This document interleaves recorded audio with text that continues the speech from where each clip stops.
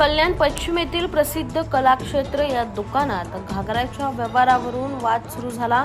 मेघना माखीजा या तरुणीने लग्नासाठी 30,000 रुपयांचा घागरा खरेदी केला होता। घरी गेल्यावर घागरा पसंत न पडल्याने तिने तो दुकानात परत केला। दुकानदाराने 3 महिन्याच्या आत त्या रकमे इतक्या वस्तू खरेदी करण्याची सवलत दिली। सुरुवातीला दोघांमध्ये शांततेत चर्चा सुरू होती, मात्र काही वेळाने तरुणीचा होणारा पती सुमित सयानी 2 तासांनी दुकानात पोहोचला। त्याने घागऱ्याबाबत दुकानदारासोबत वाद घालण्यास सुरुवात केली। सुमितने खिशातून धारदार चाकू काढून घागरा फाडून काढला। त्यानंतर त्याने दुकानदाराकडे थेट 3 लाख रुपयांची मागणी केली।